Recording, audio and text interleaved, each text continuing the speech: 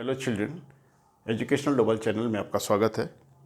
तो बहुत बहुत स्वागत, बहुत बहुत प्यार।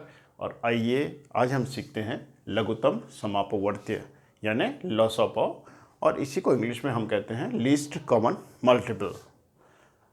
तो बच्चों, ये एक बहुत ही ज़रूरी, बहुत ही महत्वपूर्ण टॉपिक है। इसे आप आराम से समझिए, क्योंकि इसको समझने के बाद ही आप भिन्नों का जोड़ घटाना कर पाएंगे। तो आइए इसको समझते हैं।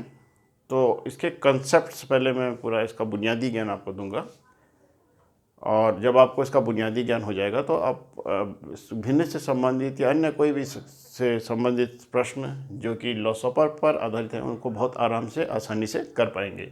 तो आइए शुरू करते हैं आज का वीडियो। तो सबसे पहले तो आप लघुत्तम का मतलब होता है सबसे छोटा। लघुत्तम माने सबसे छोटा। और समापवर्त्य ये शब्द दो शब्दों से मिलकर के बना है, समानधन अपवर्त्य। अब देखिए, अपवर्त्य तो मैंने आपको बताया था, एक अलग से वीडियो बनाया था अपवर्त्य के ऊपर, और जिन बच्चों ने नहीं देखा वो ज़रूर देखें ताकि आपको पता लगे कि अपवर्त्य हैं क्या। तो यहाँ पर देखिए, अपवर्त्य जिन बच्चों ने देखा उन्हें आता है अपवर्त्य क्या, जिन्होंने नहीं देखा उस वीडियो को ज़रूर देखें।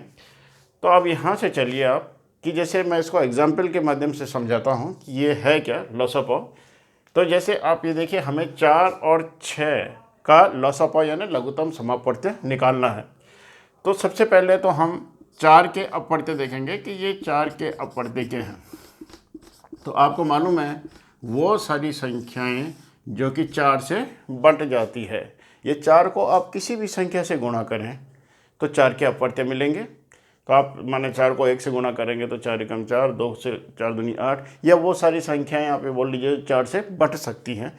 तो 4 के अपवर्त्य आपको मालूम है, 4 का अपवर्त्य 4, 8, 12, 16, 20, 24, और ऐसे बहुत सारे अपवर्त्य, अनंत अपवर्त्य आप इसके लिख सकते हैं, क्योंकि किसी संख्या के बहुत सारे अपवर्त्य होते हैं, असंख्य अपवर्त्य होते हैं। तो कुछ अपवर्त्य मैंने यहाँ पर लिख लिए हैं। अब दूसरी संख्या हमारे पास 6। तो अब हम 6 के अपवर्त्य लिखेंगे यहाँ पर, 6 के अपवर्त्य।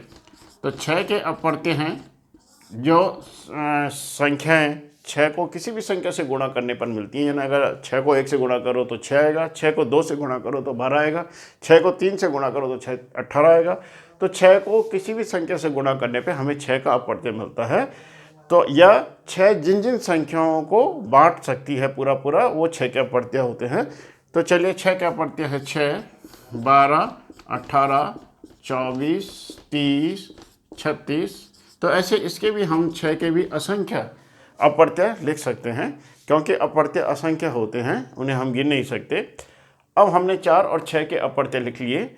अब देखिए ये समान अपवर्त्य, यहाँ ये समापवर्त्य। अब हम लिखेंगे समापवर्त्य, 4 और 6 के समापवर्त्य। समापवर्त्य का मतलब जैसे मैंने आपको बताया था, समान अपवर्त्य, यानी जो अपवर्त्य इन दोनों में है।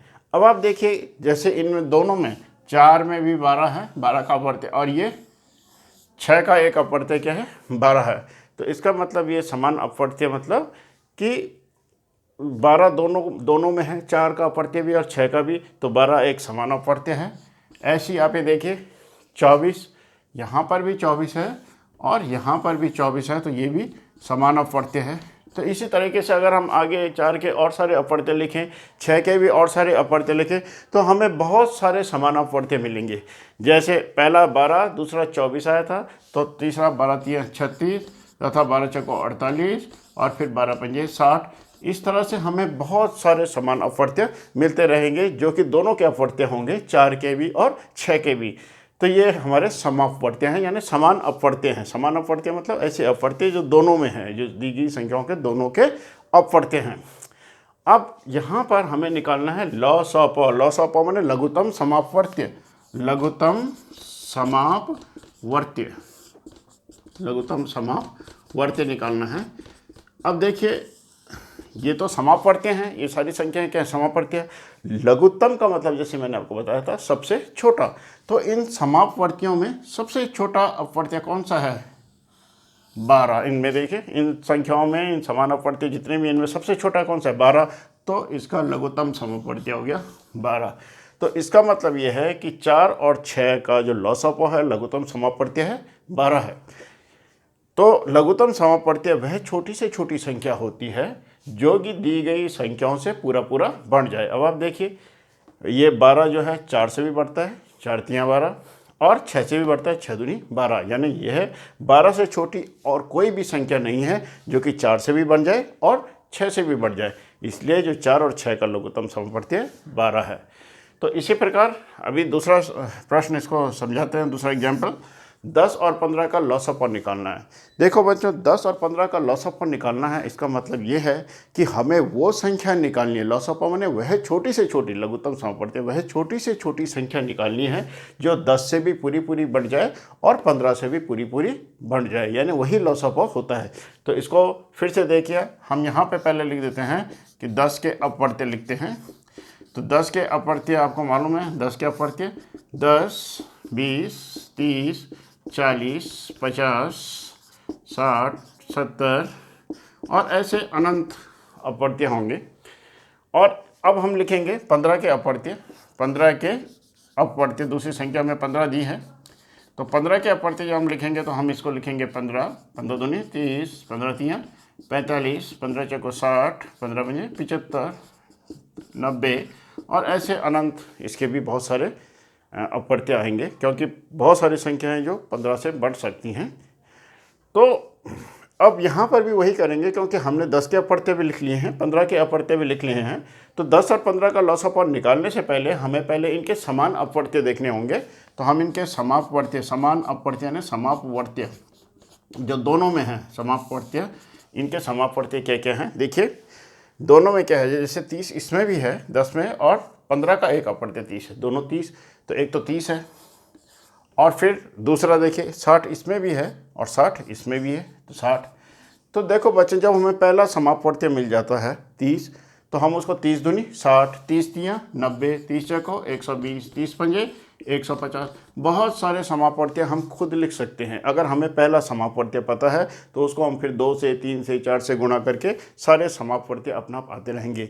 यानी ये वह संख्याएं हैं जो कि 10 से भी बढ़ती हैं और 15 से भी बढ़ती हैं, समान अपवर्ती, यानी जो 10 के अपवर्ती भी हैं और 15 के अपवर्ती में। तो ऐसे असंख्य अपवर्ती हैं जो समापवर्ती होंगे। लेकिन हमें तो निकालना लघुत्तम समापवर्ती यानी सबसे छोटा समान अपवर्ती, लॉसअप। तो इनमें सबसे छोटा समापवर्ती कौन सा है, तो आपको देख के पता लग रहा है इसमें सबसे छोटा समापवर्ती क्या है, 30। तो 10 और 15 का लॉसअप 30 होगा। तो इस तरह ये जो तीसरा क्वेश्चन है ये आप स्वयं कीजिएगा। ये 18 और 12 का लॉसअप निकालिए। तो अभी मैंने आपको ये कंसेप्ट बताया है, क्योंकि वीडियो बहुत लंबा हो रहा है तो इस वीडियो को यहीं पे ख़त्म करते हैं। सिर्फ आप अब समझ गए होंगे कि लॉसअप होता क्या है। आगे इस टॉपिक्स में बहुत सारे वीडियो अभी बनने हैं, तो आप धीरे धीरे फॉलो कीजिए, हर एक वीडियो को ध्यान से देखिए और इससे सीखने की कोशिश कीजिए। थैंक्स।